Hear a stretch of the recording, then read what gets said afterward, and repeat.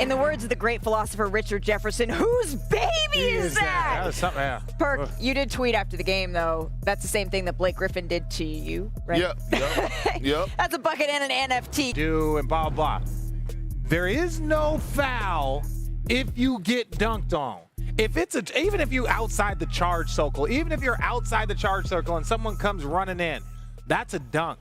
That is a dunk. I'm sorry. There is no foul charge. It took away also the ability to be able to celebrate it in the moment. It was gone. Well, I mean, you know the thing. If you take a forearm to your face, that's what you get. You know how we are. We gotta stay petty. So what? We don't have to get petty, right? So anytime somebody get dunked on, I want them to come on over to this side to take a little pressure off of me. Take a little pressure. Just add them to the club. Yeah, look, I've been dunked on. We all been dunked on. It's a part of it. But I'm begging the officials. Listen.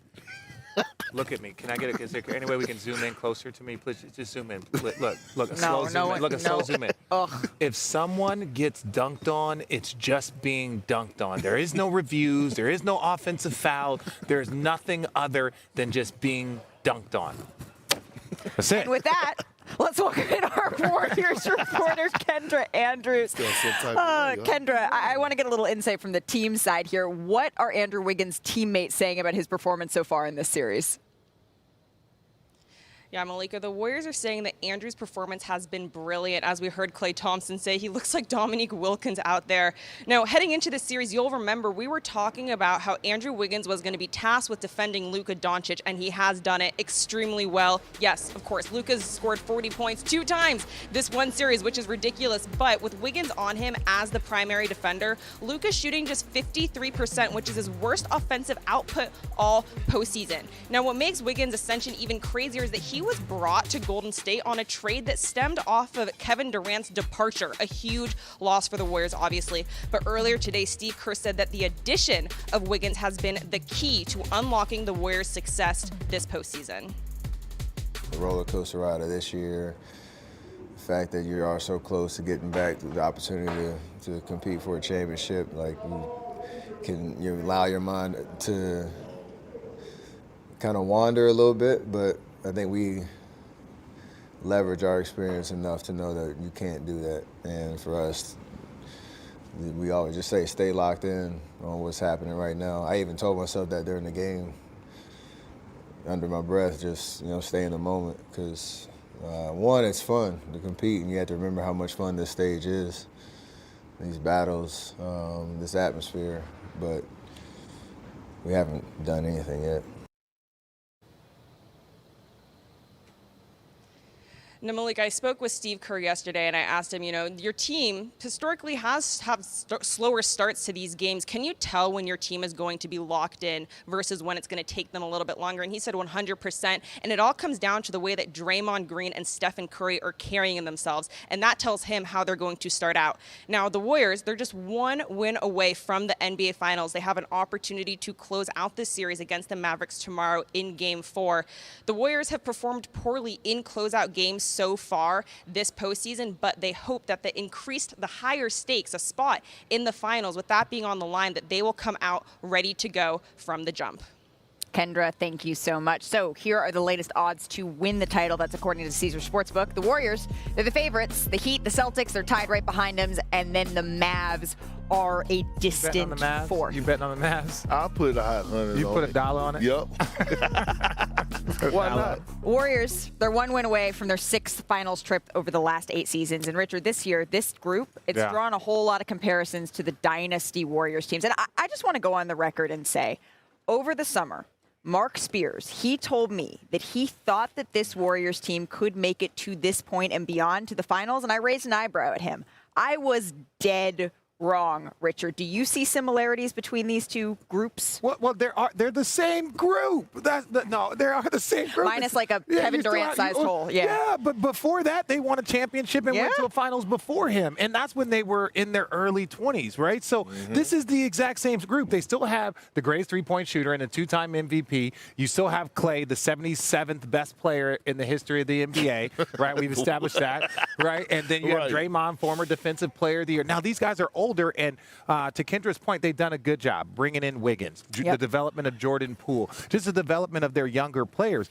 And so it's like people make it seem there was the Jordan Bulls that had the Horace Grant, that was the Paxson, and then you had the Jordan Bulls that were the Dennis Rodman and that were the Steve Kerr. They just they were just a little bit different. They were on the bookend. And I think this is the bookend of this Warrior run. They had the first one. You had the Kevin Durant ears, and now this group right here. This is the one that rides off to the sunset. No, I'm with you, and it's almost again plug and replace. You think about it, right? Same position. You look at Harrison Barnes, right? He come in, he do his thing at that position, they win the title. Then all of a sudden he leave, he get traded, you bring in Kevin Durant. They win 2 titles. Now they're on the verge of possibly winning another title, plugging in Andrew Wiggins, which speaks volumes not only to the culture but to the leadership, right, of not just Draymond Green, but to Steph and Klay, because I think they get ignored because Draymond Green is more vocal and he's more like, animated than those guys. But at the end of the day, you think about what guys say about Steph in that locker room and his leadership skills. It's something to, to applaud. Well, and understand this. Ever since Kevin Durant left, the Warriors have been working to get themselves back to 2015, 2016. So they brought in more wings. So they drafted Kuminga. They brought in Toscano Anderson. They brought Andre Iguodala back. They've been just trying to get, okay, well, we're not going to have that. Kevon Looney. We're not going to have that superstar. So let's go back to the way we were building the team in 15 and 16. Yep. That is where they are closer to right now. Well, and what? What, you got something? Why? I do. And look, I do because you know what? I was thinking last night, right? Oh, wow. Yeah, that is and when I get to thinking, it's a problem. Yep. When I get to thinking, it's a problem. And it's not a hot take. This is just the damn truth, right?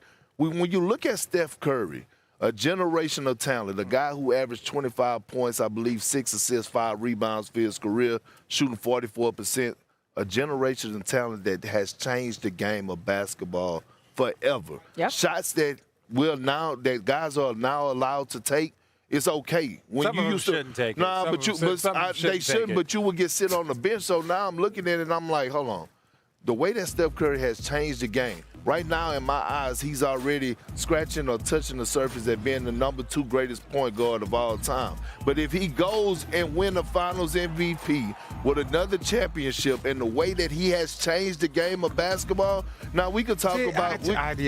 You know it's coming. Look, listen, we could talk about the Mount Rushmores and whatever. I'm about to do it. They're going to have to put a little color in there for the green eyes. Yeah, because is that why you're wearing that jacket today? Yeah. Listen. Listen. When you change the game, this game has going to be changed forever because of Steph Curry. Guys like Trae Young need to applaud a guy like Steph Curry. Agreed. Yeah, generational talent. When you change the game to that level, this is positionless basketball, right? So I view Steph more probably as a hybrid of a shooting guard than a 2 guard, but that's beside the point. But you have to understand, if you're going to go 10 to real quick, if you're going to go 10 to 12, right? If you're going to rank him somewhere in that space, you have to understand he's got to surpass the Bill Russells, the Kobe Bryants, the Tim Duncans, the LeBron James.